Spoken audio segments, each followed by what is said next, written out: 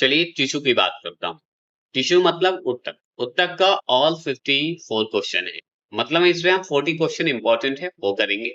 और इसमें नलिन अकेडमी की तरफ से आपको ये मिल रहा है और ये पीडीएफ भेजा गया है, उसे मॉडिफाई किया गया है, बस इतना ही ध्यान रखिएगा। और चलिए पहला सवाल आपके स्क्रीन पर है। पहला प्रश्न है कि निम्न में से किस प्राणी उत्तक में चपटी कोशिकाएं होती है? मतलब चपटी कोशिकाएं जैसी होती है, बताइए कौन सा होता है? तो ऑप्शन नंबर डी दिख रहा होगा, सल्की उपकला। सल्की उपकला जो है वो होता है। और सल्की उपकला की अगर हम बात कर रहे हैं तो चलिए यहाँ पे थोड़ा सा हम विशेष जानकारी और लेते हैं। ठीक है, करेक्ट आंसर की बात करें, सल्की उपकला की बात करेंगे तो व्याख्या करते हैं कि सल्की उपकला में कोशिका जो कोशिकाएं हैं बहुत पतली और वह चपटी होती है, जिससे यह उत्तकी या उत्तक जिसे टिश्यू बोलते हैं, टिश्यू जो है टाइल्स जैसी परत बनाता है। टाइल्स जैसी क्या बनाता है? परत बना देता है। सल्की है ना, इसे यह उत्तक अंगों को चोट, घर्षण और संक्रमण से सुरक्षा देता है। ये भी सेल की जो कला है, जो टिश्यू है, वो सुरक्षा ही देता है, संक्रमण से बचाता है, घर्षण से बचाता है, चोट से बचाता है। और फेफड़ों के वायु कोश, जैसे जो हम लोग सांस लेते हैं उसी को बोलते हैं, जहाँ पे हमारा छिद्र है, कोश है, जहाँ से फेफड़ों से लेते हैं। वायु कोश या रक्त वाहिका, वायु कोश रक्त वाहिकाओं की भीतरी परत, ठीक है, भीतरी परत और मुख गुहा जैसे स्थान पर पाए जाते हैं। क्लियर हो गए? चलिए और भी बातें करेंगे, ज्यादा इसमें जानकारी नहीं देंगे, सिर्फ पढ़ते चलेंगे। अब इसमें देखिए जो अन्य विकल्प जो क्यों गलत है ये हम जानेंगे। घनाकार उपकला की बात करें तो इसकी कोशिकाएं जो है घन के आकार की होती है, क्योंकि चपटी नहीं होती है। ये भी क्लियर होगा। और ये पिक्चर देख सकते हैं, घन के आकार की कोशिका है, इस तरह का ही होता है जिसे घनाकार कहा जा गया है, घनाकार बोला गया है। प्लाज्मा कोशिका की बात करेंगे, प्लाज्मा सेल का बात करेंगे तो ये प्रतिरक्षा तंत्र में पाई जाती है और एंटीबॉडी बनाने का कार्य करती है। आप देख सकते हैं प्लाज्मा कोशिका ऐसे होते हैं। एक होता है मस्ट कोशिका, मतलब मस्ट कोशिका बोलिए या मस्ट कोशिका बोलिए। ये संयोजी ऊतक की कोशिकाएं हैं जो हिस्टामिन, क्या बोलेंगे, हिस्टामिन या हिपरिन छोड़ती, हिपेरिन बोलते हैं इसे, हिपेरिन छोड़ती है।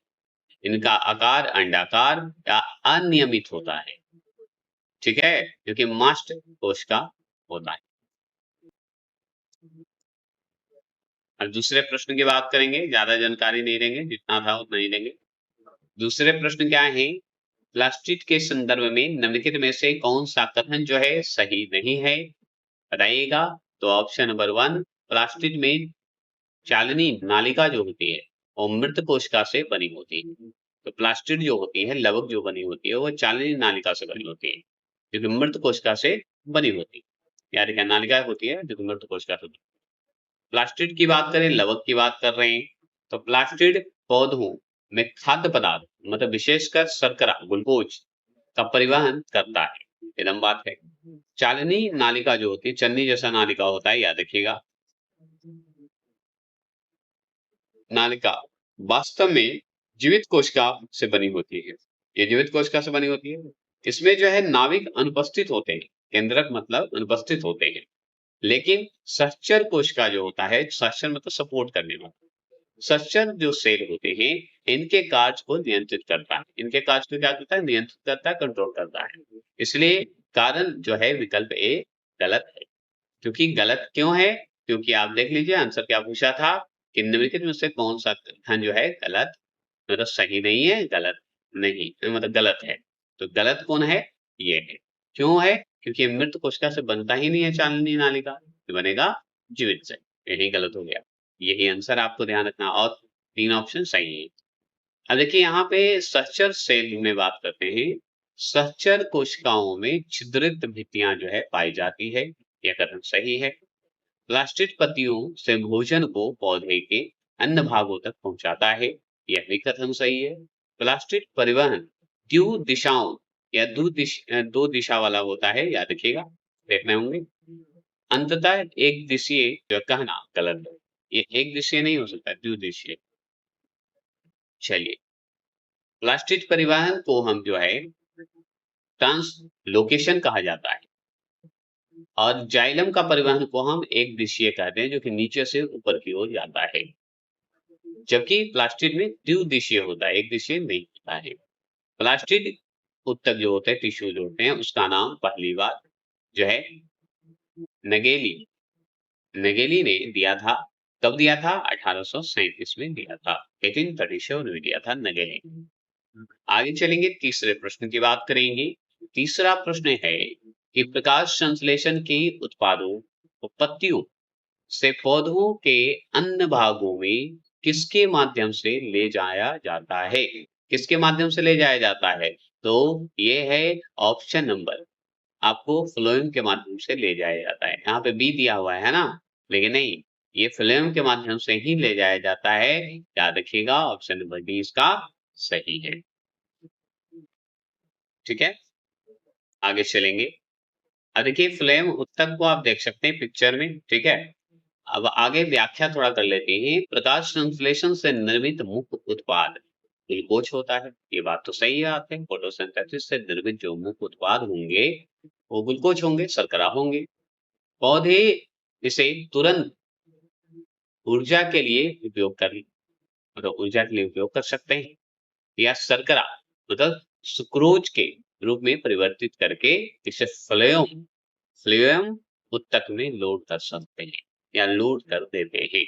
फ्लोएम में लोड कर देते हैं, टिश्यू में लोड कर देते हैं। फ्लोएम जो है एक प्रमुख सेल है, कोशिकाएं हैं, जो कि सीव ट्यूब देख रहे होंगे सबसे ऊपर, सीव प्लेट बोलते हैं इसे, सीव ट्यूब बोलिए, संगनी सेल मतलब संगनी कोशिका बोलिए, जो कि कंबाइन कर सकते हैं इसे, कंपेनियन ऐसे बोलते हैं, सेल बोला जाता है, संगनी है ना, जुड़ा हुआ है। और सुनिए, इन शर्करों को जो है सोर्स होते हैं वो पत्ती होते हैं, याद रखिए। पत्ती से जो है सिंक सिंक मतलब जड़, तना, फल, बीज तक जो है ले जाया जाता है, सिंक तक ले जाया जाता है, यही होता है। ठीक है, क्लियर हो गया। और जानकारी लेते हैं, इस प्रक्रिया को जो है स्थानांतरण मतलब स्थानांतरण कहेंगे, एक जगह से दूसरे जगह ले जाना, ट्रांस सॉल्यूशन या ट्रांसलोकेशन बोल दीजिए। ठीक है, ट्रांसलोकेशन बोलिए, ज्यादा अच्छा है, स्थानांतरण कर रहे हैं। यह मुख्यतः जो है द्विदिशीय होता है, ये दो दिशीय होता है, एक दिशीय नहीं होता है। अब थोड़े मुख्य अन्य विकल्प का जो गलत है उसके बारे में थोड़ा जान लीजिए, अन्यथा इसे आप छोड़ सकते हैं। वाहिनी का की बात करेंगे तो ये जाइलम का हिस्सा होता है। कार्य कार्य है जल एवं खनिज के ऊपर की ओर परिवहन करना, ये होता है क्योंकि जाइलम से संबंधित है, याद रखेंगे। रंध्र की माध्यम की बात करेंगे तो रंध्र का माध्यम क्या है? तो रंध्र पत्तियों की सतह पर सूक्ष्म छिद्र होते हैं, सूक्ष्म जैसे छिद्र होते हैं। इनका कार्य क्या है? गैसों का CO2 और O2 का आदान प्रदान करता है, ऑक्सीजन का और कार्बन डाइऑक्साइड का, ना कि भोजन का परिवहन करेगा रंध्र, याद रखिएगा, जो कि पत्तियों के छिद्र में होते हैं। जाइलम के माध्यम क्या होते हैं? सुनिए, जाइलम के माध्यम से क्या होता है कि जाइलम जल एवं खनिज के परिवहन के लिए जिम्मेदार है, क्योंकि आप पढ़े थे कि जाइलम के हिस्से से कौन था? वाहिनी, वाहिनी का देखे थे, है ना। और फ्लेम का क्या है? और याद रखिए, जाइलम क्या है? एक दिशीय है, ऊपर की ओर खाली जाता है, नीचे नहीं आता वो। फ्लेम के माध्यम से क्या होगा? यह प्रकाश संश्लेषण के उत्पादन मतलब शर्करा को पत्तियों से पौधे के अन्य भागों तक ले जाता है। ये दोनों दिशाओं में परिवहन करता है फ्लेम, ऊपर से नीचे, नीचे से ऊपर की ओर करता है, और लौटने का भी काम करता है।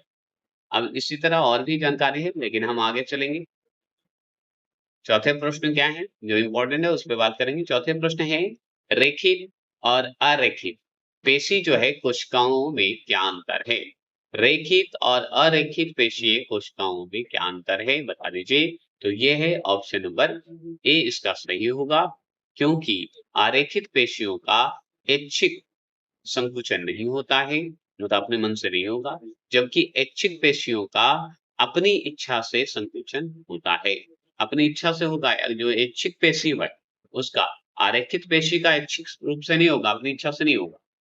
ये बात ध्यान रखना होगा। समझ गए? तो ये आपका आंसर 1 जो है सही। और भी जानकारी चलें, थोड़ा व्याख्या ले लेते हैं। इसमें व्याख्या ये है कि रेखित पेशियां जो होती है, स्ट्रेट मसल जिसे बोलते हैं या स्केल्ट मसल बोलते हैं, इन्हें ऐच्छिक पेशियां भी कही जाती है। ठीक है, वॉलेंटरी मसल्स भी कहा जाता है। मस्तिष्क तंत्रिका तंत्र, मतलब तंत्रिका जो भी होते हैं, तंत्रिका जितने भी होते हैं संकेत के अधीन होते हैं, ये संकेत के अधीन होते हैं, इसलिए हम अपनी इच्छा से इन्हें नियंत्रित कर सकते हैं। जैसे चलना, दौड़ना, लिखना, ये सब हमारे मस्तिष्क और तंत्रिका संकेत से है, तो ये हम कंट्रोल कर सकते हैं। सूक्ष्मदर्शी के नीचे देखने पर जो है इनमें गहरे हल्के रेखा दिखाई देती है, याद रखिएगा। आरेखित पेशियों की बात करेंगे, जो कि स्ट्रेट बोलिए या स्मूथ मसल्स बोलिए, आरेखित है। इन्हें अनैच्छिक पेशियों में रखेंगे, अनैच्छिक पेशी कहते हैं। ये स्वतः स्फूर्ति या कार्य नहीं करती है या कार्य करती है, मतलब स्वतः स्फूर्त कार्य करती है, ये कार्य करेगी। अनैच्छिक जो है स्फूर्ति से कार्य करेगी, स्वतः करेगी। इन्हें हम अपनी इच्छा से नियंत्रित नहीं कर सकते। सही बात है, इच्छा वाला अनैच्छिक वाला जो है कैसे करेंगे? नहीं कर सकते नियंत्रण, हम नहीं। जैसे आंख की गति को हम नियंत्रित कर सकते हैं? नहीं। गति वाहिनी को नहीं कर सकते, रक्त वाहिनी जो होती है उसे कर सकते हैं? नहीं कर। फैलना सिकुड़ना उसका अपना है, स्वतः ही करेगा, स्वतः ही कमेगा, हम लोग के कंट्रोल में नहीं है। मस्तिष्क है हम लोग के कंट्रोल में, इसलिए रेखित है, आरेखित नहीं है। रेखित और आरेखित जो पेशी है उसके मुख्य अंतर सुन लीजिए। अगर प्राकृतिक रूप से देखते हैं रेखित का, तो ऐच्छिक है ये, अनैच्छिक है आरेखित प्राकृतिक रूप से।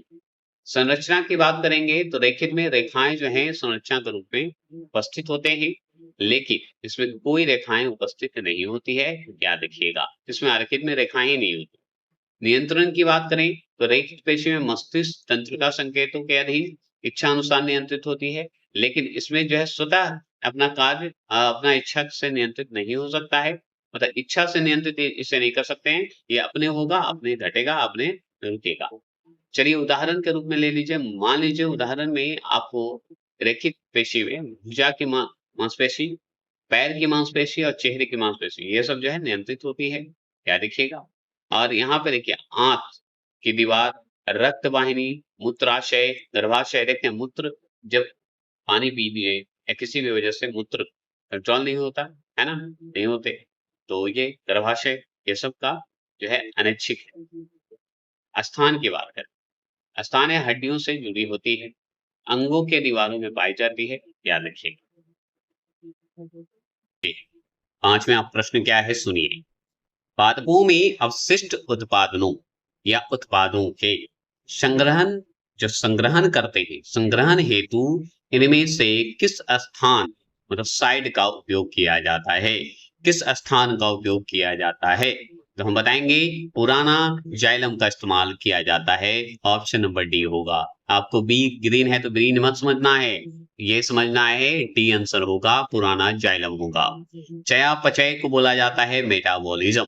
तो यहाँ पे सुनिए, पौधे में चयापचय मतलब मेटाबॉलिज्म के दौरान उत्पन्न जो अपशिष्ट उत्पाद होते हैं, जैसे रेजिन, गोंद, टेनिन या टेनिन बोलिए, तेल, क्रिस्टल आदि जो निकलते हैं, अपशिष्ट होते हैं, वो उसका क्या होता है? निष्कासन, जो प्राणियों की तरह नहीं होता है। मतलब कि पादप हम पढ़ रहे हैं, पौधे पढ़ रहे हैं, तो पौधे में जो मेटाबॉलिज्म होते हैं उसके दौरान जो उत्पन्न अपशिष्ट उत्पाद होते हैं, जैसे रेजिन होते हैं, गोंद निकलते हैं, टेनी निकलते हैं, तेल निकलते हैं या क्रिस्टल निकलते हैं, तो इसका निष्कासन जो होता है प्राणियों की तरह नहीं होता है, जीव जंतु की तरह नहीं होता है। आप देख सकते हैं इसमें ऊर्जा, अपशिष्ट उत्पाद, ये सब जो है। चलिए आगे चलेंगे और भी बातें करेंगे। और सुन लीजिए, ये अपशिष्ट जो है पुराने या मृत ऊतकों में जमा कर दिए जाते हैं।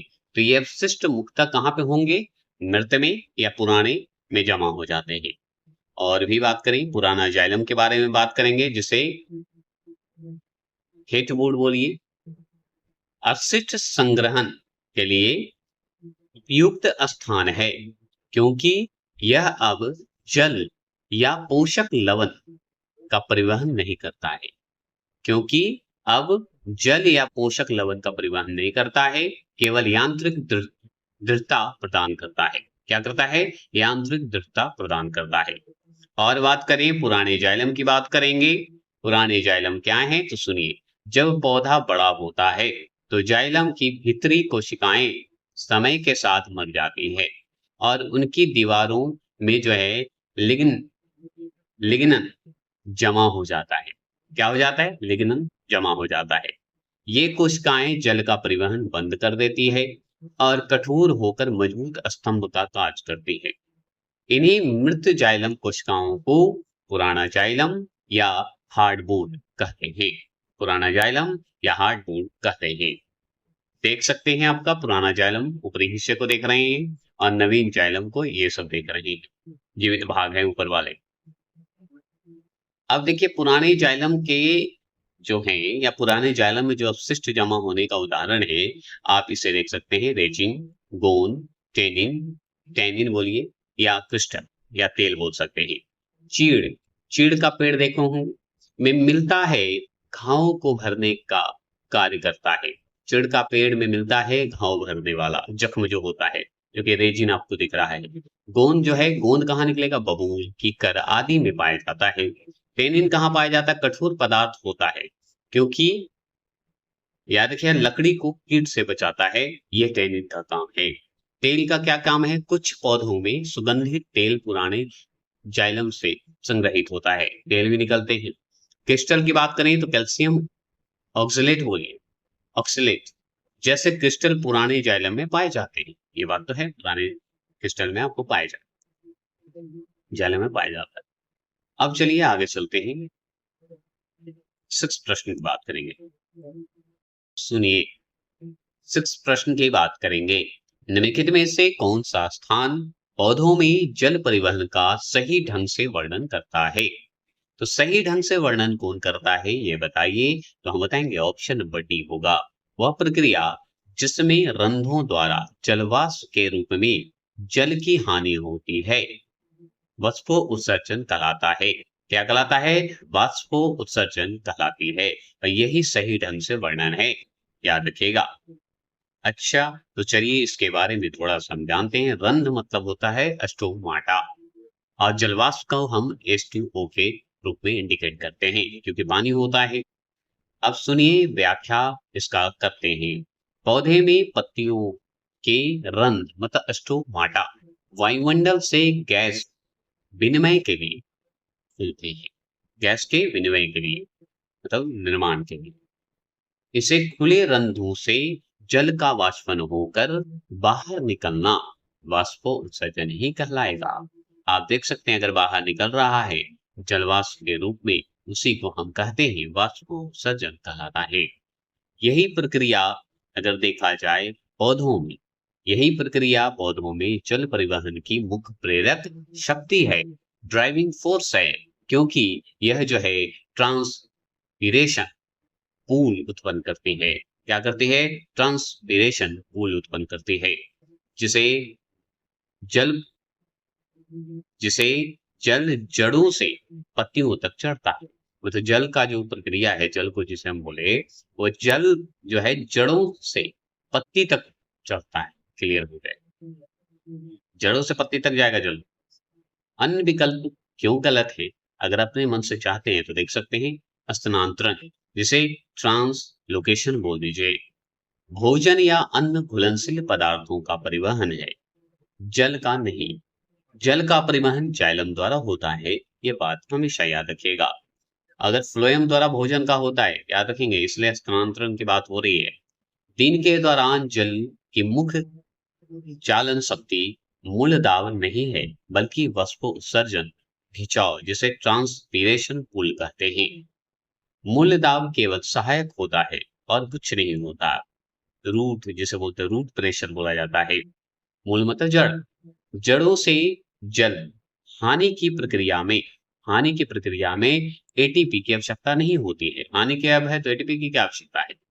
यह एक निष्क्रिय प्रक्रिया होता है जिसे ओस्मोसिस मतलब पराशरण जिसे बोलते हैं, विशरण भी बोल सकते हैं।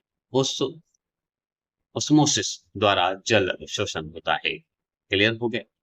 चलिए, अब इसमें आप देख सकते हैं, ये देख सकते हैं, आगे चलते हैं। अब हम बात करते हैं 7वें प्रश्न का।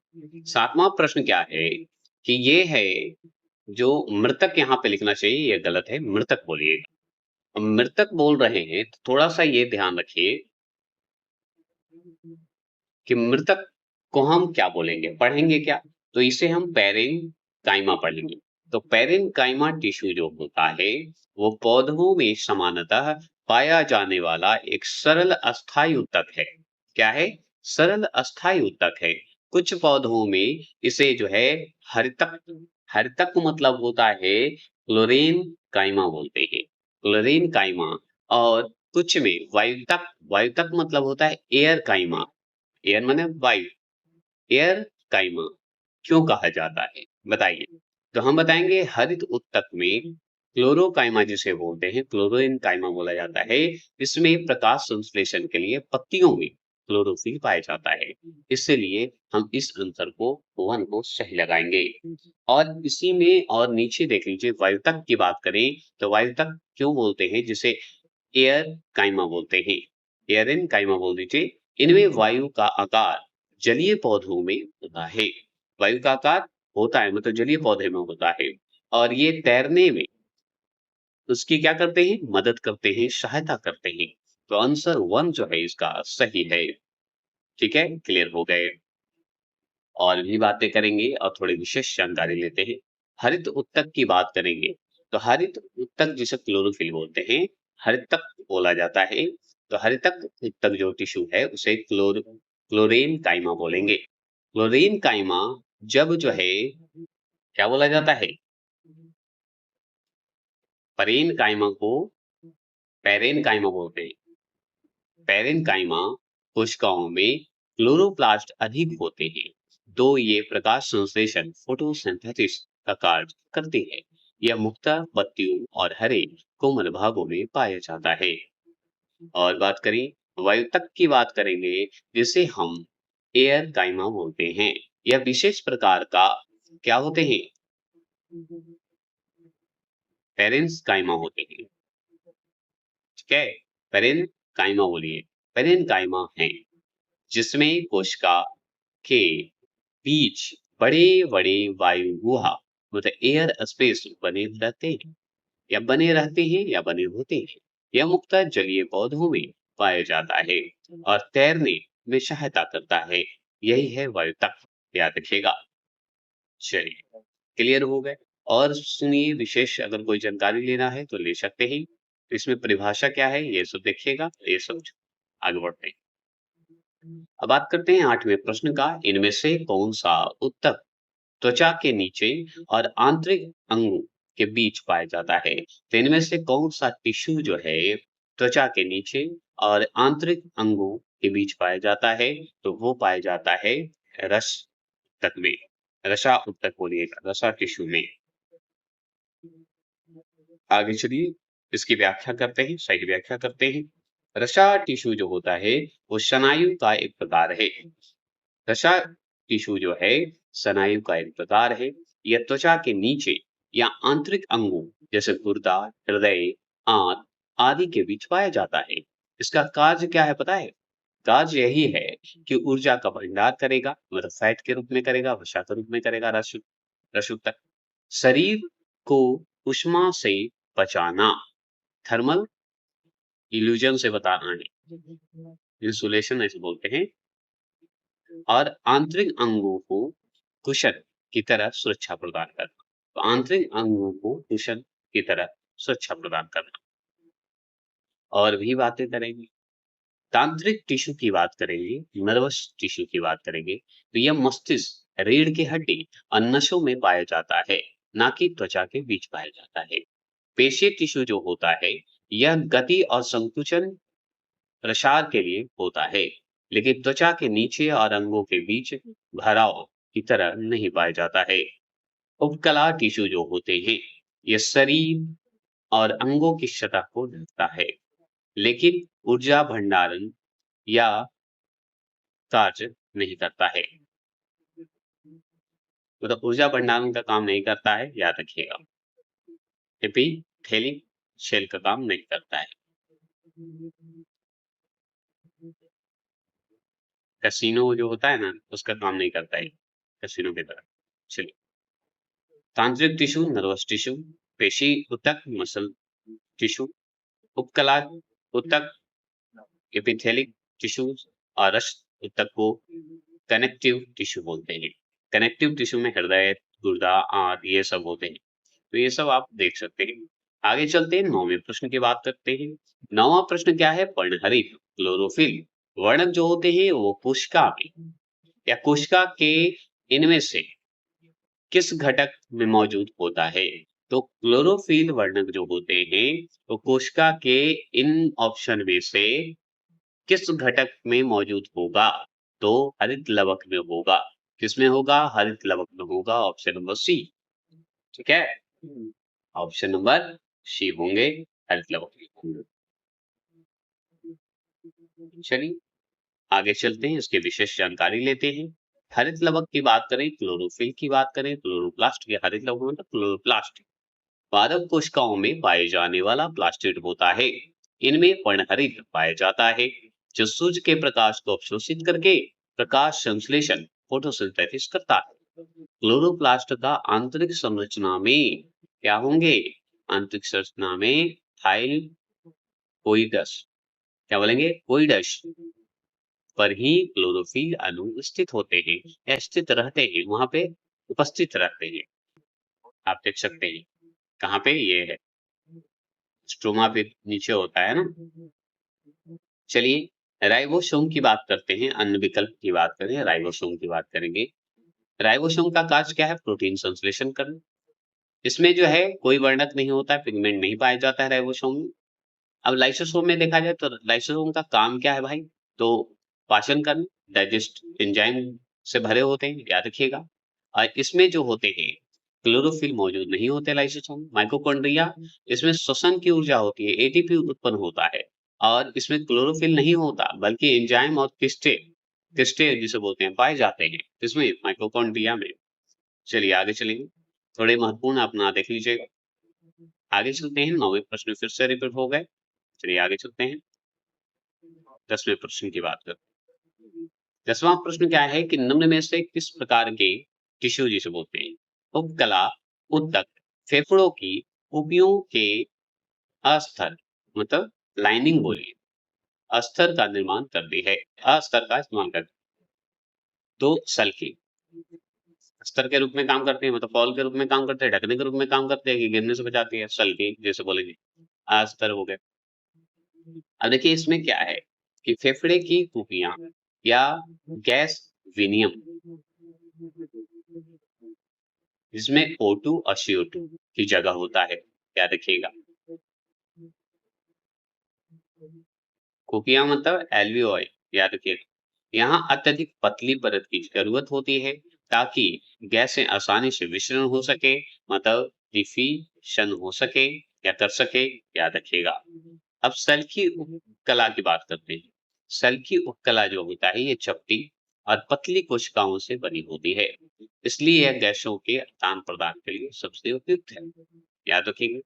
सेल की उपकला जो होता है ये फेफड़ों की कुपियों और रक्त वाहिकाओं और बोमेन कैप्सूल के अस्तर का निर्माण करती है। इसकी कोशिकाएं पतली और चपटी होती है। मुख्य कार्य क्या है? गैस विनिमय, निस्यंदन, ठीक है, कंस्ट्रक्शन और विषय को संभव बनाए रखती है या बनाना है, यही होता है। आगे चलेंगे और 11वें प्रश्न की बात करेंगे। अब 11वां प्रश्न क्या है कि एक लंबे वृक्ष अपने अपशिष्ट उत्पादों को कहाँ संग्रहित करती है या कर सकता है? बताइए, कहाँ कर सकती है, कहाँ कर सकता है, बताइएगा। तो हम बताएंगे ऑप्शन नंबर बी, पुराने जाइलम में करेगा, जिसे हार्ड वुड बोलते हैं, उसमें करेगा। अच्छा ये बात है, तो सुनिए थोड़ी सी विशेष जानकारी और लेते हैं, फास्ट चलते हैं। एक लंबे वृक्ष में पुराने जाइलम जिसे हार्डवुड बोलते हैं कि कोशिकाएं मृत होती है या मृत हो जाती है और अब जल परिवहन का कार्य नहीं करती है, याद रखिएगा। ये मृत कोशिका जो होती है, सेल जो होती है, डेड सेल जिसे बोलते हैं, वृक्ष के लिए अपशिष्ट उत्पादों को संग्रहित करने का जो है सुरक्षित स्थान बन जाता है, जिसमें रेजिन, टैनिन, गोंद, अन्य अपशिष्ट पदार्थ आपको दिखेंगे, इस रूप में जमा हो जाता है। इस कारण जो है हार्डवुड गहरा रंग धारण करता है, गहरा रंग जैसा दिखता है और मजबूत भी हो जाता है, याद रखिएगा, इसलिए हार्डवुड बोला जाता है। चलिए हार्डवुड बोलते हैं। 12वां प्रश्न क्या है सुन लीजिए। 12वें प्रश्न की बात करेंगे तो 12वां प्रश्न है, निम्न में से कौन सा टिश्यू ब्रिक मतलब किडनी नालिका की जो भित्तियों का निर्माण करती है, तो निम्नलिखित में से कौन सा टिश्यू जो है ब्रिक नालिकाओं की भित्तियों का निर्माण करती है, तो वो है ऑप्शन नंबर ए उपकला टिश्यू, जिसे एपिथेलिक टिश्यू बोलते हैं। चलिए अब बात करते हैं ब्रिक नालिका किडनी ट्यूब्स की बात करते हैं। नालिका माने ट्यूब। अब किडनी की बात हो रही है तो किडनी में पदार्थों के पुनः अवशोषण और स्रवण का कार्य करता है, ये काम है किडनी का। अब देखिए इसमें क्या है, इन कार्यों के लिए इनकी भित्ति का घनाकार उपकला मतलब घनाकार जैसा होना चाहिए, घन जैसा होना चाहिए। अब देख सकते हैं क्यूबाइडल बोलिए, क्यूब है ना, क्यूब जैसा होगा, क्यूबाइडल जैसा होगा। एपिथेलियम बोलिए क्योंकि कला है ना, उपस्थित होता है। अब बात करते हैं और जानकारी लीजिए। उपकला उत्तक जो होते हैं अवयवों की सतह को ढकता है, ऊपरी सतह को कवर करता है क्योंकि एपिथेलिक टिश्यू है। चयनात्मक परागगम्य है, चयनात्मक परागगम्यता मतलब कि सेलेक्टिव पेरमीएबिलिटी बोलिए प्रदान करता है, जिसे अवशोषण व उपयोगी पदार्थों का आदान प्रदान संभव है ना। तो जिसे अवशोषण या उपयोगी पदार्थों का आदान प्रदान संभव होता है, ये बात अवश्य ध्यान रखिएगा। आगे चलेंगे और विशेष जानकारी लेते हैं। और चलिए अब बात करते हैं 13वें प्रश्न की बात करेंगे। 13वां प्रश्न क्या है सुनिए। 13वां प्रश्न है, इनमें से कौन सा उत्तक की मरम्मत में मदद करता है, मतलब टिश्यू की मदद करता है मरम्मत करने में, तो वो होता है एरियोलर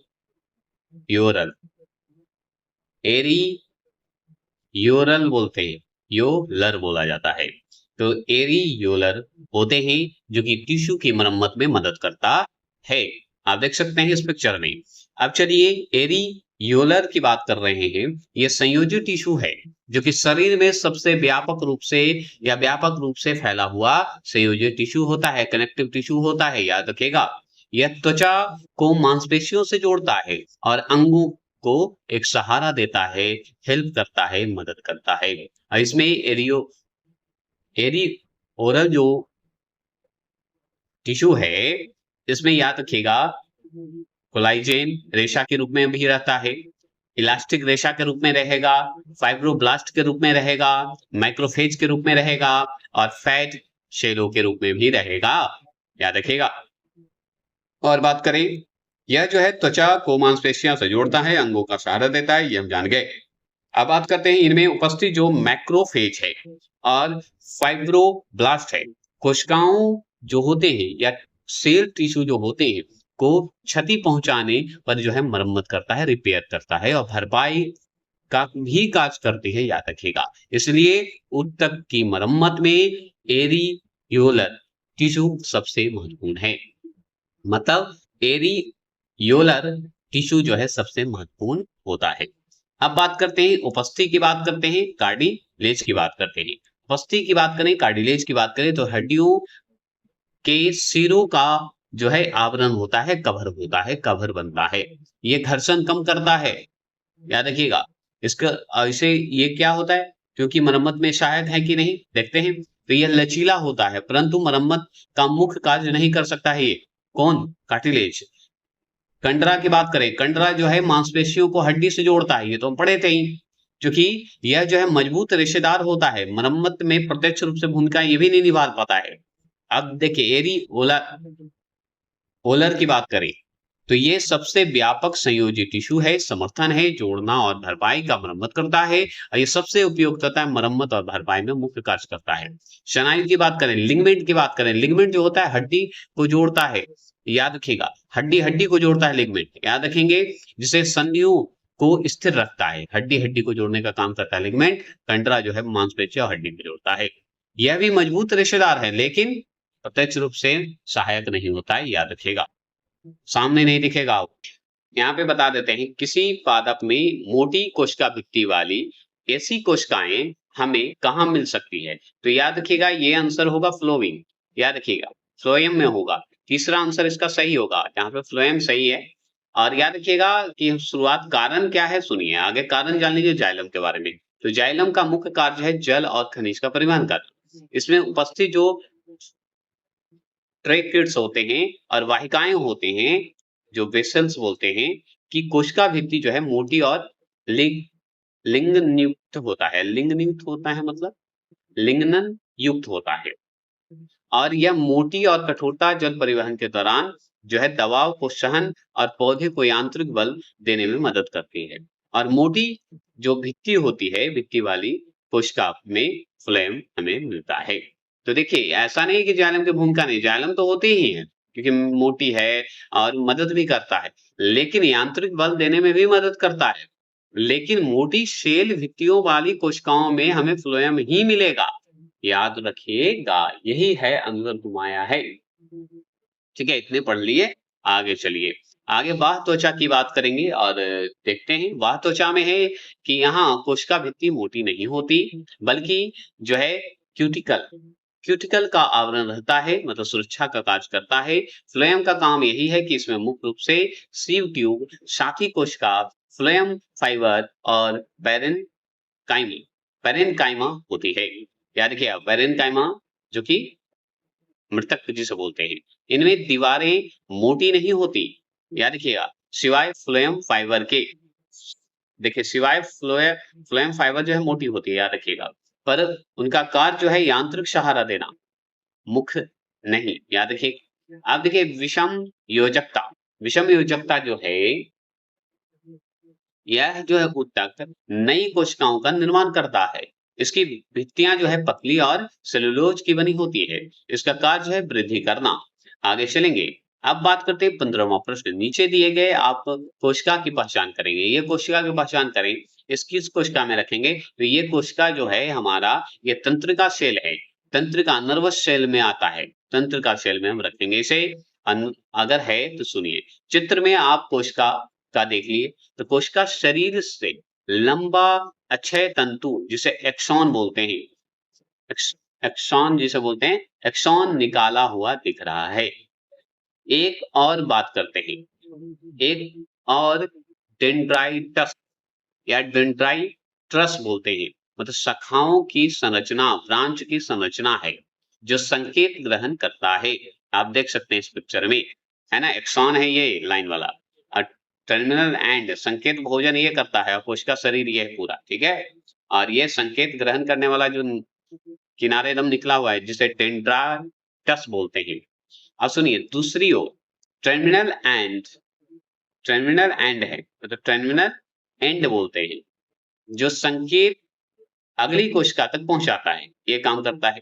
यह सभी विशेषताएं तंत्रिका क्षेत्र, नर्व जो न्यूरॉन जिसे कहते हैं, न्यूरॉन को होती है, जिसका मुख्य कार्य है स्नायु आवेगों का संरचना या संचार। याद रखिएगा, कंडक्शन ऑफ इम्पल्स, इम्पल्स बोलते हैं, करना होता है, स्नायु आवेगों की संचार करना होता है कोई भी। अब अस्थि कोशिका की बात करते हैं, बोन सेल की बात करें, तो इनमें जो है, तो बोन सेल में जो है, इनमें जो है लेकुना या लेकुना बोला जाता है, ये लेकुना, लेकुना या आप उसे लेकुना व कैनालिकुली बोलते हैं, कैनालिकुली, ये सही है लिखा हुआ, कैनालिकुली संरचनाएं होती है, ना कि लंबे एक्सॉन होता है। अक्ष तंतु जो होता है एक्सॉन बोलते हैं। ब्रेकिश कोशिका को बात करते हैं तो ये सामान्यतः धनाकार उपकला कोशिका होती है जो नालिकाओं की भित्ति बनती है। पेशी कोशिका की बात करें, ये लंबी तंतु जैसी होती है और इसमें धारियां धारियां होती है, पाई जाती है, अपर शाखा व एक्सॉन नहीं होते हैं। क्लियर हो गए? अब चलिए 16वें प्रश्न की बात करेंगे। 16वां प्रश्न है, कुछ पौधों के तने में कई चिपचिपा पदार्थ उत्पन्न होता है जिसका उपयोग गोंद आसंजक बनाने में किया जाता है। तो पौधे के किस मतलब पौधे के लिए इस गोंद का क्या उपयोग है बताइए? तो ऑप्शन नंबर सी होगा। यह चयापचय का एक अपशिष्ट उत्पाद है, मेटाबॉलिज्म का एक अपशिष्ट पदार्थ माना गया है। ऑप्शन नंबर सी इसका सही है। अब सुनिए, कुछ पौधों के तनों में जो है निकलना या निकलने वाला गोंद गम वास्तव में पौधे के चयापचय मेटाबॉलिज्म का अपशिष्ट पदार्थ ही माना जाता है, जो कि खा के पचा के बाहर निकाल दिया। पौधे इसे तनों से संग्रहित करता है और कभी-कभी चोट लगने पर वह बाहर निकल जाता है, अन्यथा वो बेचारा अंदर ही रहता है। इस इसका पौधे के लिए कोई औषधि या परागन संबंधी लाभ नहीं होता है, बल्कि यह सिर्फ अपशिष्ट पदार्थों को बाहर निकालने का तरीका है। और इसी अपशिष्ट पदार्थ का इस्तेमाल हम लोग गम बनाने में करते हैं, ऐसे याद कर सकते हैं। और बात करें इसका जो है, इसका पौधों के लिए कोई औषधि या परागन संबंधी लाभ नहीं होते, यह सिर्फ अपशिष्ट को बाहर निकालता है, ये हम जानते हैं। औषधि महत्व की बात करें या मनुष्यों के लिए हो सकता है गोंद का उपयोग दवा बनाने में या गोंद बनाने में या लेकिन पौधों के लिए उपयोगी नहीं होता है, लेकिन मानव के लिए इंपॉर्टेंट है। जैसे कीट परागणों का आकर्षित करता है, इसके लिए पौधों में मरकंद, ठीक है, नेक्टर होते हैं, गोंद नहीं होते, याद रखिएगा। जल के परिवहन में मदद करता है, यह कार्य जो है जाइलम करता है। अब गोंद का इसमें कोई योगदान नहीं होता क्योंकि ये हम लोग के लिए होता है। और जाइलम जल परिवहन करता है, याद रखिएगा। चलिए गोंद की बात करते हैं तो गोंद जो है हमारा अपशिष्ट और चयापचय की प्रक्रिया का परिणाम है, जो कि पौधों के लिए कोई उपयोगी कार्य नहीं होता, लेकिन बाहर जब निकलता है तो मानव के लिए उपयोगी हो जाता है। चलिए अब बात करते हैं 17वें प्रश्न की बात करते हैं। 17वां प्रश्न क्या है कि निषेचन क्या होता है भाई? थोड़ा-सा हम इस क्वेश्चन को स्पष्ट देखते हैं। यहाँ पे निषेचन है, मतलब फर्टिलाइजेशन है। निषेचन के बाद पुष्प के इन अंगों मतलब पुंकेसर, दल, वर्तिकाग्र, वर्तिकाश, वर्तिकाग्र, देखो वर्तिकाग्र है, वही है। दल और बाह्यदल का क्या होता है? याद रखिएगा। तो याद रखेंगे, इनमें जो है निषेचन के बाद के पुष्प के इन अंगों जिसमें पुंकेसर निकलता है, दल होता है, वर्तिकाग्र होते हैं, वर्तिकाएँ होते हैं, दल और बाह्यदल का क्या होता है? दल और बाह्यदल का क्या होगा? तो इसमें याद रखिएगा कि बाह्यदल के अलावा वे झड़ जाते हैं, जो कुछ पौधों में अस्थायी हो सकते हैं। कुछ पौधों में अस्थायी हो सकते हैं, लेकिन लगभग वो झड़ जाते हैं। कैसे? तो सुनिए। यहाँ पे देखिए सही दिया, निषेचन कर दिया। निषेचन के बाद फर्टिलाइजेशन के बाद पौधे का मुख्य ध्यान बीज व फल का जो है विकास पर केंद्रित होता है। इस अवस्था में गैर जरूरी पुष्प अंग, पुंकेसर, वर्तिकाग्र, वर्तिकाएँ और दल, बाह्यदल अधिकांश झड़ जाते हैं। देख सकते हैं, झड़ जाते हैं, ये सब झड़ जाते हैं। लेकिन कुछ पौधों में दल जो होते हैं और बाह्यदल जो होते हैं, सेपल्स और पेटल्स, ये दोनों रह जाते हैं, अस्थायी रहते हैं। हल्की सुरक्षित जो है करने का काम करते हैं, याद रखिएगा। उदाहरण में ले लीजिए कैलिक्स। कैलिक्स जो है अस्थायी है, ये कपास और टमाटर की बात करता है। आप देखिए कोरोला, कोरोला जो होता है ये वो अस्थायी होता है, जो कि कोरोला यहाँ पे जो दिया है उसमें कंदमूल की बात करता है या क्लिटी तो ये जो दोनों नाम नहीं दिख रहा है वो याद रखिए, कंदमूल,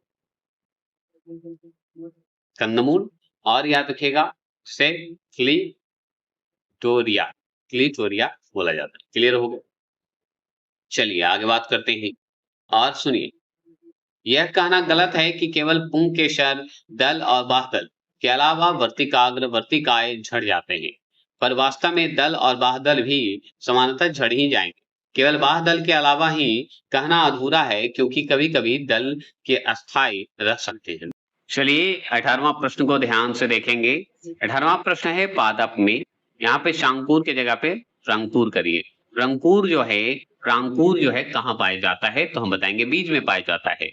अब रंगपुर मान लीजिए नहीं दिया है, शांकुर कर दिया तो गलत, उसको काट दीजिए और रंगपुर कर दीजिए। रंगपुर की जगह पे उसका इंग्लिश जो मीनिंग है वो सही दिया है, प्यू म्यूल बोल दीजिए। प्यू म्यूल है, या देखिए कहाँ पाया जाता है? तो बीज में पाया जाता है। तो प्यू म्यूल बीज का वह भाग है जो अंकुरन के लिए समय ऊपर की ओर बढ़कर तना बनाता है। ऊपर की ओर बढ़ेगा तो तना बना देता है। यही तो है आपका, देख रहे हैं, अंकुर है जो कि बीज पत्र आपको यहाँ पे दिखेगा। मूलांकुर, रेडिकल जिसे बोलते हैं, मूलांकर जिसे बोलते हैं। आगे चलिए, यह जो है भ्रूण में स्थित होता है। कहाँ होता है? भ्रूण में स्थित होता है। और बीज अंकुरन के बाद इसमें प्राथमिक तना और पत्ती विकसित होगी। क्लियर हो गए? इसलिए जो प्रांकुर है केवल बीज के अंदर भ्रूण में पाया जाता है।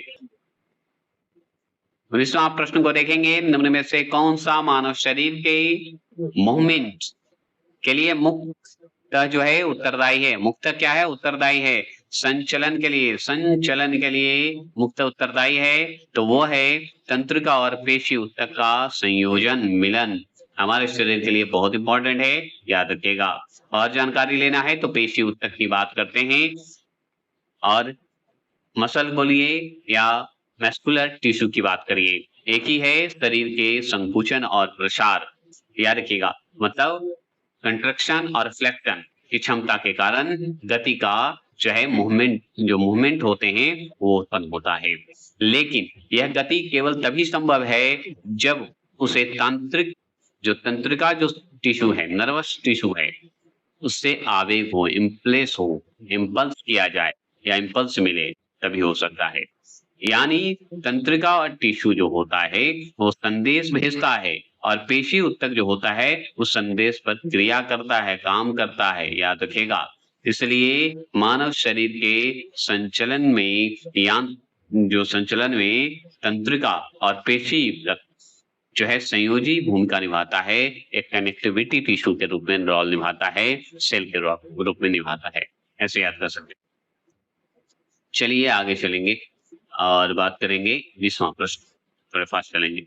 20वां प्रश्न है, निम्न में से कौन सा प्रकाश संश्लेषण के उत्पादों का पत्तियों से पादप के अन्य भागों तक परिवहन करता है? तो वो करता है हमारा फ्लोएम। जहां पादप हो और प्रकाश संश्लेषण के उत्पादन में पत्तियों से पादप की बात होगी और अन्य भाग का परिवहन की बात करेगा फ्लोएम। जल की बात करता तो हम जाइलम याद रखते हैं। चलिए आगे बात करते हैं। यहाँ पे देखिए पत्तियों में जो है प्रकाश संश्लेषण द्वारा ग्लूकोज बनती है, जिसे आगे संपूर्ण पौधों में परिवाहित किया जाता है, परिवहित होता है। यह भोजन पत्तियों से पौधों के अन्य भाग, जड़, तना, मूल, फल, बीज तक जो जाता है वो फ्लोएम द्वारा ही पहुंचाया जाता है। इस प्रक्रिया को हम ट्रांसलोकेशन बोलिए, स्थानांतरण बोलिए कहा जाता है। फ्लोएम के मुख्य घटक होते हैं, सीव ट्यूब होते हैं, सहचारी कोशिका होती है, याद रखिएगा। फ्लोएम पेरेकाइमा होता है, पेरेनकाइमा बोलिए, और फ्लोएम तंतु होता है, फाइबर जो होते हैं। क्लियर हो गए। और जाइलम की बात करें तो जाइलम का काम क्या है? केवल जल और खनिज का परिवहन करता है, भोजन का नहीं करता। और यहाँ पे स्क्लेरेन काइमा होता है, ठीक है। स्क्लेरेन काइमा यह यांत्रिक बल और सहारा प्रदान करता है, परिवहन नहीं करता। और प्लेन काइमा जो होता है वो लचीला सहारा देता है और परिवहन का कार्य नहीं करता है। चलिए आगे चलेंगे, 21वां प्रश्न की बात करेंगे। 21वां प्रश्न है, पादप जड़ कोशिका, रूट सेल को भी जो है ऊर्जा उत्पन्न करने के लिए ऑक्सीजन की आवश्यकता होती है। इसलिए जड़ से खाली जगह है से वायु ग्रहण करते हैं। तो कहाँ से ग्रहण करेंगे? तो हम बोलेंगे मिट्टी के कणों के बीच के वायु आकाश से ग्रहण करते हैं, याद रखिएगा। और भी बातें करेंगे इसके बारे में, सुन लीजिए कि पौधे की जड़ कोशिकाओं को श्वसन करने के लिए उन्हें ऑक्सीजन की आवश्यकता होती है। जड़ों के पास समानांतर रंध्र स्टोमाटा नहीं होते, बल्कि वे मिट्टी कणों के बीच उपस्थित वायु अवकाशों से ऑक्सीजन ग्रहण करते हैं। ऑक्सीजन इन वायु अवकाशों से जड़ रोमों मतलब रूट जो हेयर होते हैं, रूट का जो रोमा होता है में पहुंचाता है और फिर प्रसार करता है, मतलब प्रसार कहिए, विचरण कहिए, जो कर सकते करता है, द्वारा कोशिका तक जाता है, सेल तक जाता है।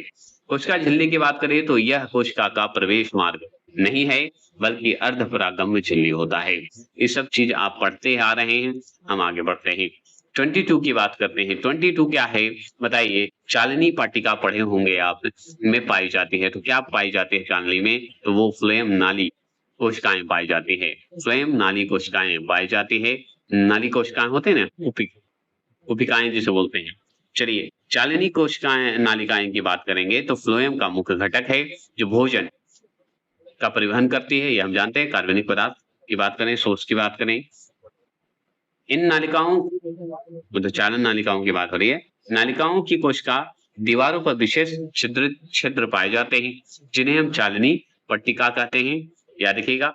और उसी को कहेंगे, उसी के हिसाब से होता है, जैसे चालनी को ही शिवाय पट्टिका बोलते हैं, याद रखिएगा। ये छिद्र जो है भोजन प्रवाह को एक कोशिका से दूसरे सेल में मतलब दूसरे कोशिका में सुगम से फैसिलिटी के साथ कहेंगे, ठीक है। ऐसे बोला जाता है फैसिलिटेट, याद रखिएगा, सुगम बनाते हैं, याद रखिएगा। और भी बातें करेंगे, आगे चलेंगे। 23वां प्रश्न की बात करेंगे। 23वां प्रश्न है कि जाइलम का इनमें से कौन सा घटक जो है जल के परिवहन में कार्य नहीं करता है? तो कौन नहीं करता है? तो जाइलम तंतु नहीं काम करता है, फाइबर नहीं काम करता है, और सब तीनों करते हैं। तो याद रखिए, जाइलम का मुख्य कार्य क्या है कि जल एवं खनिज को जड़ों से पौधों के ऊपरी भाग तक जो है परिवहन करना। इसके विभिन्न घटक क्या है जाइलम का? तो वाहिकाएं, वाहिकाएं या ट्रैकिड्स बोलिए, जल परिवहन करता है। जाइलम पैरेनकाइमा होते हैं, ये भोजन भंडारण करता है, जल के पार्श्व परिवहन में सहायक होता है। जाइलम तंतु का काम है केवल यांत्रिक सहारा देना, याद रखिएगा, सपोर्ट करना, प्रदान करना, जल का परिवहन नहीं करता है। ये इसमें एक अंतर है। चलिए और भी चलते हैं, ये सब हम पढ़ चुके हैं। जिम्नोस्पर्म के बारे में पढ़ लेते हैं थोड़ा। देखिए, जिम्नोस्पर्म जो होता है चीड़ देवदार जिसे देख रहे हैं, उसमें क्या होता है? ट्रैकियड्स होते हैं, वाहिकाएं नहीं होती है। आवर्त बीज जिसे एंजियोस्पर्म बोलते हैं। देखिए, एंजियोस्पर्म बोला जाता है आवर्त बीज को, और जिम्नोस्पर्म बोला जाता है अनावृत अवस्था को, अनावृत जिसमें बीज नहीं हो, इस तरह का। इसमें जल परिवहन के लिए मुख्य संचालन वाहिकाएं ही होती है, याद रखिएगा। और इसमें वाहिकाएं नहीं होती है, ये ध्यान रखना होगा। चलिए आगे चलेंगे। 24 सवाल है। 24 सवाल क्या है? इनमें से किस प्रकार की कोशिकाएं पौधे में संवहन उत्तक का भाग नहीं होता है? संवहन उत्तक का भाग नहीं होता, तो ऑप्शन नंबर 1 वाहिनी काय में नहीं होता है, या ट्रैक्शेड में नहीं होते, ट्रैचेट्स में नहीं होते हैं। व्याख्या का सही बात करें तो पौधों में संवहन टिश्यू दो प्रकार के होते हैं, जाइलम जल और खनिज परिवहन, और फ्लोएम मतलब भोजन परिवहन की बात होता है। इन दोनों में वाहिनिकाय या पैरेनकाइमा या तंतु या शिव ट्यूब या सहचर कोशिकाएं आदि शामिल होते हैं। कोलेकाइमा केवल सहायक टिश्यू है, यह पदार्थ का परिवहन नहीं करता है, याद रखना है। और बातें करेंगे। 25 सवाल आगे। 25 सवाल क्या है? निम्नलिखित में से कौन सा शब्द जो है जल के अणुओं का या अणुओं की जो है, यहाँ पे क्या लिखा है या छुटा हुआ है, जिसे हम रुके शुद्ध करते हैं। देखिए यहाँ पे क्या है कि ये वर्णन लिखा हुआ, वर्णन नहीं, बढ़िया से लिखा वर्णन परागम्य झिल्ली के आर पार गति का वर्णन करता है। तो आर पार गति का वर्णन करता है, मतलब सेलेक्टिवली जो परिएमल मेम्ब्रेन जिसे बोलते हैं, ये होता है ऑप्शन नंबर बी, परागशरण, ओस्मोसिस बोलते हैं। क्लियर हो गए? ओस्मोसिस होता है। परागशरण की बात करें तो जल अणुओं का अर्धपरागम्य झिल्ली जिसे सेलेक्टिवल परिएमल मेम्ब्रेन जिसे बोलते हैं, क्या पार अगर पार जैसे ही करता है तो उच्च जल सांद्रता वाले क्षेत्र से निम्न सांद्रता वाले क्षेत्र में की ओर गति करता है। यह जीव जो है विज्ञान में, यह जीव विज्ञान में जल के परिवहन की सबसे महत्वपूर्ण प्रक्रिया होती है पराशरण में। इसके अनुसार हम पढ़ते हैं, ये हम पढ़ चुके हैं, ये सब पढ़ते आ रहे हैं, इसलिए हम सब डिटेल ज्यादा नहीं पढ़ेंगे। ऑस्मोसिस के बारे में पढ़े ही हैं आप, स्थानांतरण के बारे में पढ़े हैं। 26 सवाल सुनिए। 26 सवाल है, निम्नलिखित यानी निम्नांकित चित्र में दिखाई गई कोशिकाएं पादप में कहाँ पाई जाती है, मतलब पौधे में कहाँ पाई जाती है। तो इस पिक्चर को देखिए और बताइए कहाँ पाई जाती है। तो जड़ में पाई जाती है, ऑप्शन नंबर सी देखिएगा, जड़ में पाई जाती है। जड़ में पाई जाती है तो सुनिए, इनमें मतलब इनमें दिख रहे भाग सेल बॉल, साइटोप्लाज्मा, न्यूक्लियस और वैक्यूल। वैक्यूल किसे कहते हैं पता है? रक्तिका को कहते हैं। और सबसे महत्वपूर्ण लंबा नालिका नुमा उभार इसमें आपको दिखेगा, जिसे रूट हेयर बोलते हैं। रूट मतलब जड़ का रुमा बोलते हैं। रूट हेयर मिट्टी से जल और खनिज लवणों को अवशोषित करने में सहायक होता है, इसलिए यह कोशिका जड़ या रूट में पाई जाती है। क्लियर हो गए। चलिए जाइलम की बात करें, ये सब पढ़े हैं, आगे चलेंगे। 27 सवाल की बात करेंगे। 27 है, अस्थि कोशिका एक कठोर क्या है? ये भी थोड़ा सा मिट चुका है तो इसे मैं क्लियर कर देता हूं। और नेक्स्ट आ रहा है फिजिक्स का पहला टॉपिक, जिसमें डिटेल के साथ विथ एमसीक्यू भी आएगा साथ में, लेकिन अंतिम एमसीक्यू है 55 एमसीक्यू हर टॉपिक का रहेगा। और वो है बुक आपका कौन सा पता है?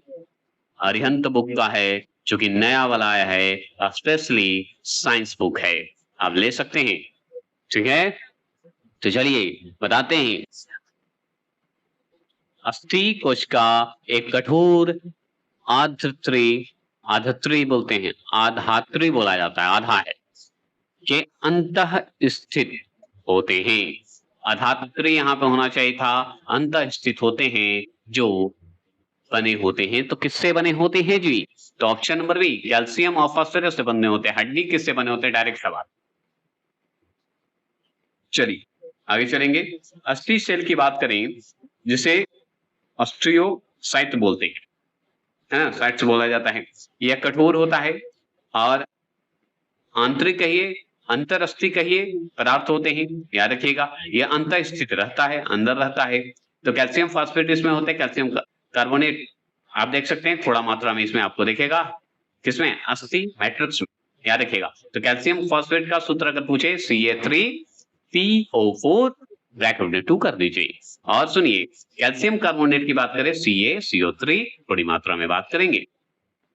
और बात करेंगे यह कठोरता मुक्त कैल्शियम फास्फेट CA3PO4 2 और कुछ मात्रा में कैल्शियम कार्बोनेट से मिलकर बनी होती है। यह बात करते हैं खनिज लवण हड्डी को मजबूत और कठोरता प्रदान करते हैं। क्लियर हो गए। और बात करते हैं फास्फोरस और पोटेशियम की क्या भूमिका होती है जी? तो पोटेशियम जो है अस्थि से संबंधित, उसकी संरचना को घटक से संबंधित कोई मतलब नहीं है पोटेशियम को। फास्फोरस को मान लीजिए जोड़ दीजिए, लेकिन उसको नहीं। अब देखिए फ्लोराइड और कैल्शियम की बात करें, फ्लोराइड जो है दांतों को मजबूत देता है लेकिन हड्डी को नहीं दे सकता।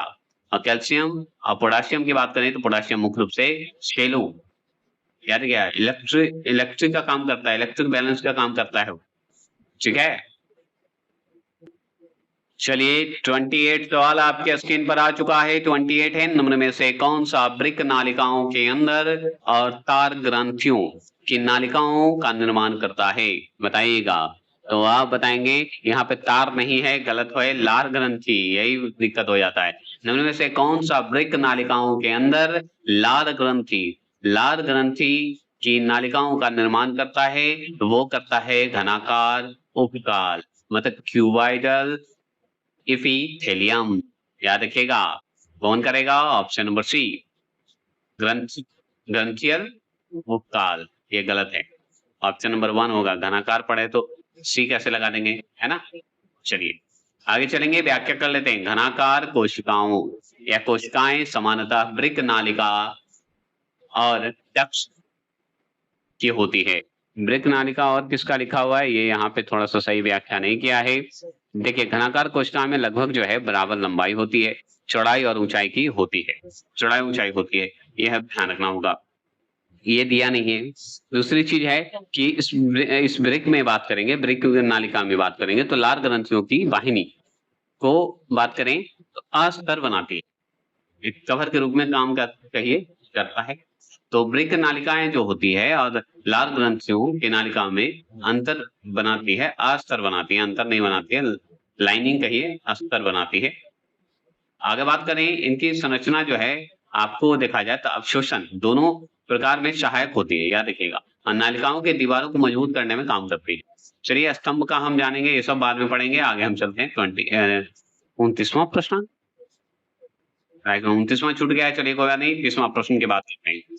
30वां प्रश्न क्या है सुनिए, निम्नलिखित आरेख मानव संचार तंत्र के किस घटक को दर्शाता है? मानव संचार के किस को दर्शाता है, स्ट्रक्चर से बताइए। तो हम बताएंगे कि इसमें सीरा को दर्शाता है, ऑप्शन नंबर 3। तो कोशिका भित्ति की बात करें तो कोशिका की बात करेंगे, कोशिका भित्ति नहीं, कोशिका की बात करेंगे तो कोशिका जो है बहुत छोटा और एक परत वाली दीवार होती है। धमनी की बात करें तो मोटी और लचीली दीवार होती है, बॉल्ब नहीं होते इसमें।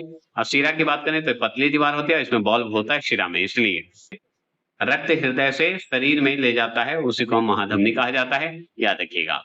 अगर बात करें शिरा की, वेन की बात करें तो वह रक्त वाहिकाएं जो शरीर से हृदय की ओर ले जाती है। और क्या इसमें सोचना क्या है, ठीक है, अधिक ऑक्सीजन युक्त रक्त ले जाती है, याद रखिएगा। चलिए आगे बात करते हैं, देख रहे हैं बोल रहे हैं आप, देखिए इन दीवारें पतली और लचीली होती है और इनमें रक्त के उलटाव को जो है रोकने वाला बल्ब जो है इसमें पाए जाते हैं। आरेख में जो है अगर पतली दीवारें हैं और बल्ब दिखाई दे रही है तो यह समझना कि शिरा को दर्शाता है, यह समझने की बात कहता है। तो अधिक ऑक्सीजन युक्त है ही नहीं, डिटॉक्सीजनेट ब्लड ले जाती है, अधिक ऑक्सीजन युक्त।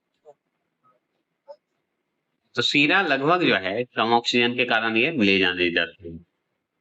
नहीं जाती ऑक्सीजन, याद रखिए, इसलिए ऑक्सीजन युक्त है, अशुद्ध ले जाती है।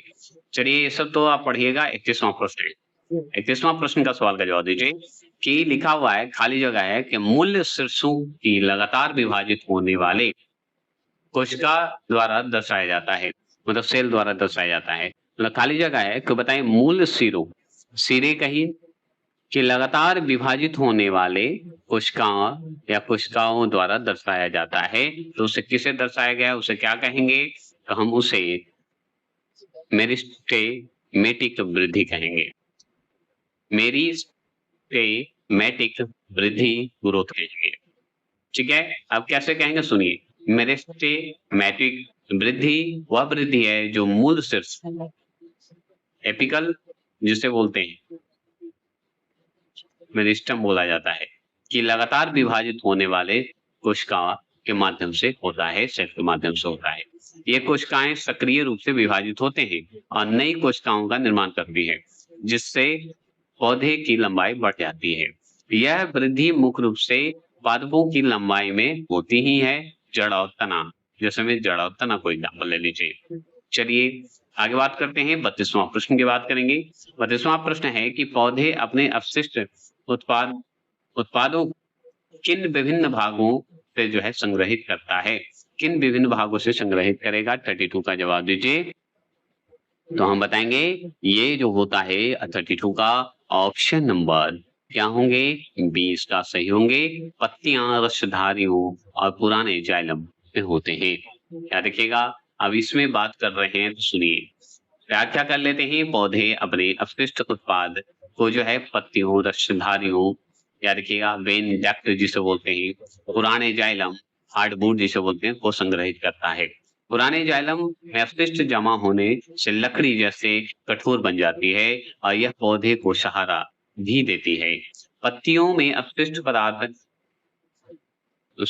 पत्तियों में क्या होता है, पत्तियों में अपशिष्ट पदार्थ जो है विलियन होकर, ये विलियन लिखना चाहिए, थोड़ा जो नहीं लिखा हम लिख देते, विलियन होकर पतझड़ के समय बाहर निकल जाती है। रसधारियों में अपशिष्ट को जो है संग्रह करके टॉक्सिन, क्या बोलते हैं, टॉक्सिन को सुरक्षित रूप से अलग रखता है, याद रखिएगा, यही काम है। और सुनिए आगे चलेंगे, 33 की बात करेंगे। 33 क्या है कि वायु तक कोशिकाएं मतलब एयर एयर काइमा एयर काइमा शेल जो होते हैं पाई जाती है। एयर काइमा शेल कहाँ पाई जाती है? जलकुंभी में पाई जाएगी, याद रखिएगा। किसमें पाई जाएगी? जलकुंभी में पाई जाएगी। चलिए अब जलकुंभी क्या है चलिए जानते हैं। तो देखिए वायु तक जिसे एयर काइमा बोलते हैं, कोशिकाएं विशेष रूप से या विशेष प्रकार की संयोजी ऊतक कोशिकाएं, याद रखिएगा, जिसमें हवा द्वारा भरा हुआ स्थान और अंतर कोशिकाएं या अंतर कोशिकाएं स्थान होते हैं। ये कोशिकाएं पानी से या पानी में रहने वाले पौधों में पाई जाती है, जैसे जलकुंभी हो गई, ताकि पानी में डूबने पर भी ऑक्सीजन पहुंच सके, ये होता है।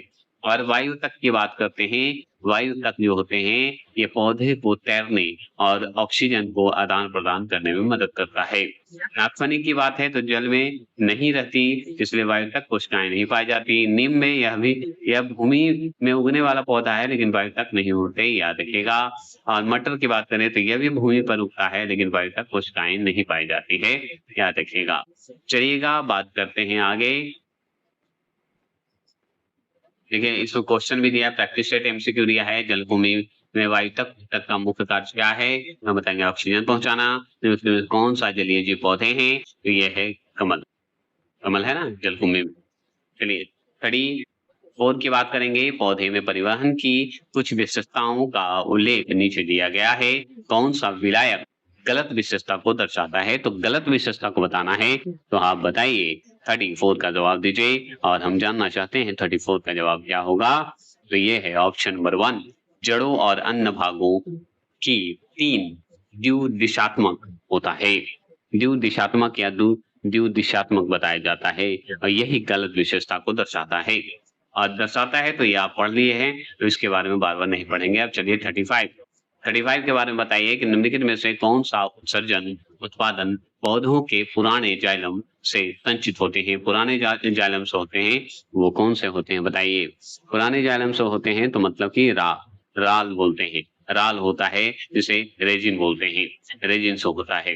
अब रेजिन से होता है तो ये पढ़ लीजिए। रेजिन जो होता है जिसे राल बोलते हैं, ये पौधे द्वारा उत्सर्जित एक उत्सर्जी पदार्थ है, ठीक है, जिसे वेस्ट प्रोडक्ट बोलते हैं। वेस्टेज प्रोडक्ट बोल दीजिए, जिसे पौधे पुराने जाइलम मतलब अवशिष्ट है में संचित होता है, मतलब पुराने जाइलम में जो है संचित होता है। यह उत्सर्जित कोशिकाओं में मृत होने से मतलब मृत डेड होने के बाद कठोर और रंध्रात्मक बन जाता है, कठोर बन जाता है। और जल के संग्रह से पौधे को कीट और रोगों की सुरक्षा करता है। तो जल संग्रह होने के बाद भी ये कीट और रोग से सुरक्षित रहता है, याद रखिएगा।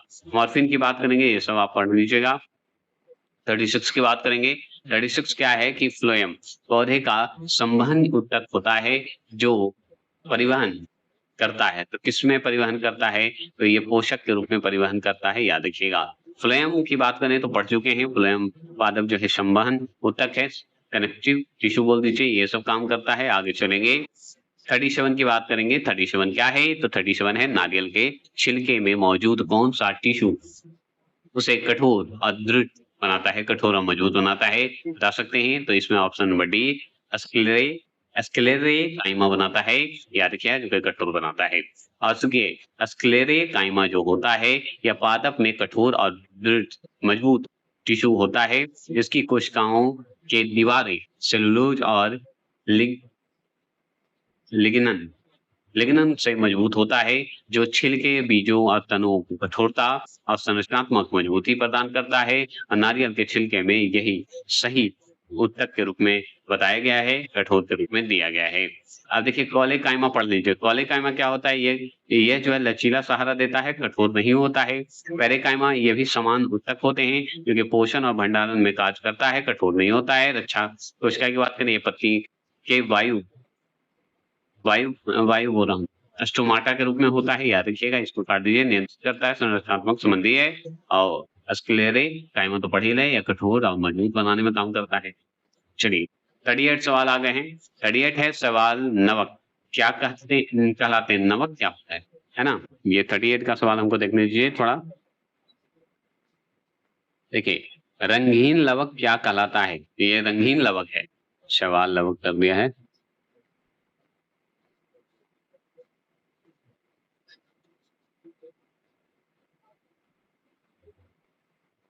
देखिए यहाँ पे गलत, ये पूरा क्वेश्चन गलत हो गया, इसे छोड़ दिया 38वां प्रश्न। चलिए हम 40वां प्रश्न, 40वां प्रश्न थोड़े लंबे हैं, इसे पढ़ना पड़ेगा आपको। कि पौधों में विभाज्य उत्तक, ठीक है, विभाज्य उत्तक उत्तक, ठीक है, पौधे में विभाज्य योतक उत्तक की कोशिकाएं एक ऐसी प्रक्रिया से गुजरती है जिसमें वे विभाजित होने की क्षमता खो देती है तथा एक अस्थायी आकृति और आकार प्राप्त कर लेती है और एक अब विशिष्ट कार्य करने के लिए विशेषकृत होती है। इस प्रक्रिया को हम किस नाम से जाना जाता है? तो हम विभेदन के नाम से जाना जाता है, याद रखिएगा। किस नाम से जानते हैं? विभेदन के नाम से जानते हैं। चलिए 40वां प्रश्न है और अंतिम प्रश्न है, निम्नलिखित में से कौन सा पादप कोशिकाओं में स्टार्च, प्रोटीन और ये जो तेल कणिकाएं बोलते हैं, ऑयल कणिकाएं बोला जाता है, ये मुझे नहीं है। प्रोटीन और तेल कणिकाओं का संग्रह होता है, संग्रहण होता है, करता है तो कौन करता है? तो वो करता है वर्णक लवक से ल्यूकोप्लास्ट बोलते हैं, ल्यूकोप्लास्ट बोला जाता है। अब ल्यूकोप्लास्ट की बात करें तो अवर्णक लवक को ल्यूकोप्लास्ट बोलते हैं। पादप कोशिकाओं में रंगीन प्लास्टिड होते हैं जो मुख्य पोषक भंडारण के लिए जिम्मेदार होते हैं। ये 3 प्रकार के कणिकाएं का संग्रह होता है जिसमें स्टार्च कणिका, प्रोटीन कणिका और तेल कणिका के रूप में होता है। स्टार्च में कार्बोहाइड्रेट का संग्रह करता है, प्रोटीन का तेल में संग्रहण करता है, याद रखिएगा। और यही है आपका क्लियर। आज के लिए इतना ही रखते हैं। नेक्स्ट आने वाला फिजिक्स का, और फिजिक्स में भी साथ में आएगा एमसीक्यू और बायोलॉजी का भी एमसीक्यू आएगा। सिर्फ बायोलॉजी का ही एमसीक्यू आएगा क्योंकि बायोलॉजी पढ़ा चुका हूं लगभग, जितना पढ़ाना था सिर्फ एमसीक्यू आएगा और विथ डिटेल भी आएंगे, लेकिन सिर्फ एमसीक्यू पर फोकस किया जाएगा। ठीक है, चलिए मिलते हैं। जय हिंद, जय भारत।